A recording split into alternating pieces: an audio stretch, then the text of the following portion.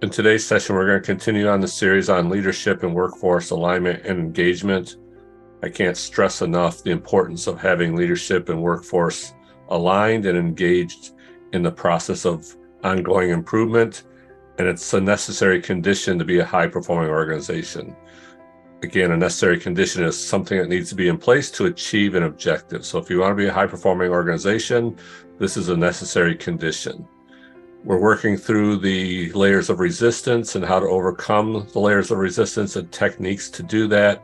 This session is going to be on session 5, disagreement on the details of the implementation of the solution, so that we have the details of exactly what needs to be done and how it needs to be done. So when we talked about the session 4 layer, the goal tree and overcoming the negative branches and the details of those what needs to be done, this becomes the how. Just to review our layer of resistance, layer 0 is why change, layer 1 is disagreement on the problem, layer 2 is disagreement on the direction of the solution, layer 3 is disagreement on the details of the solution, layer 4 is disagreement on the negative ramifications. This session is layer 5, disagreement on the details of the implementation, and then layer 6, disagreement on the risks. Today's focus on how do we get agreement on the details of the implementation. So techniques that I've used to do this, and again, how do we get the people engaged? How do we get them involved? How do we get their buy-in? This is the buy-in process. As we go through these steps, you'll get more and more buy-in. So the first thing is we take the goal tree and the intermediate objectives on the goal tree, and we convert that into an executable plan. So the technique I used here is developing a proposal A3 for each countermeasure, and we assign implementation for each objective and then action plans how to achieve that objective. Then we want to utilize our value stream map. So our value stream map, we do a 4-month interval. So what do we look like in 4 months from now? And when we create that future state map, we have the injections or the actions on that future state of how to transition to the future state.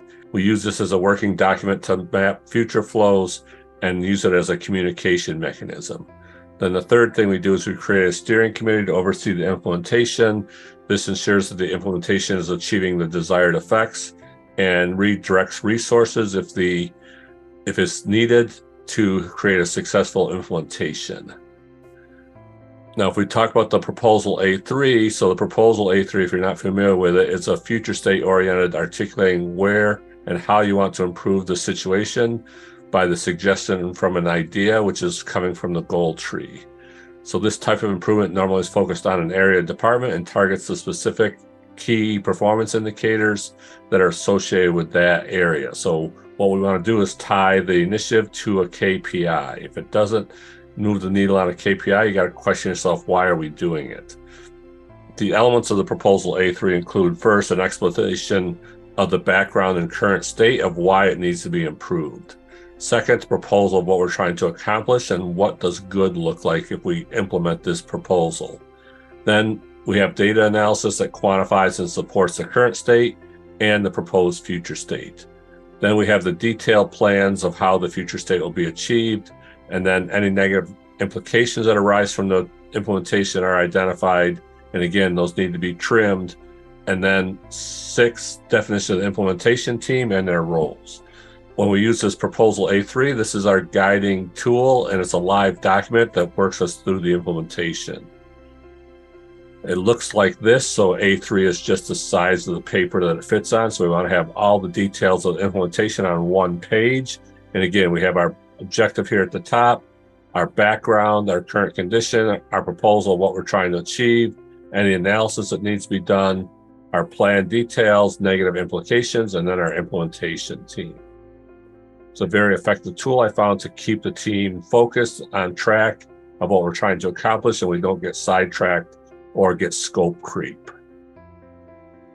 Then our value stream map, our primary objective of using the value stream map is to establish and maintain flow and maintain stability. So that's an important part, as we're trying to achieve stability first before we start improving the system. So first step, get to stability. What does that mean? There's only common cause variation present. There's no special cause variation, and the time to complete all the processes through the system are highly predictable. So we create a reliable production lead time for each job. We need to be able to hit that reliable production lead time in order to be stable. Value stream map looks like this. So we have our customer, we have the information flow at the top, where information flows from our customer through our organization to our suppliers, material flow that flows from our suppliers through our organization back to the customers. And then these Kaizen bursts are the actual actions that we're going to take in each area to achieve our future state. And again, we want about a 4-month window here of what we can achieve in 4 months. And then we'll do another future state iteration for another 4 months into the future. We want that to be continued through the whole process, and it never stops. There's unlimited opportunities for improvement, so this process should never stop and becomes part of the continuous improvement process. So that's our session for today. Thanks for joining. Connect with me on LinkedIn, visit our website, go to our YouTube channel where we have lots of videos on how to become a high-performing organization.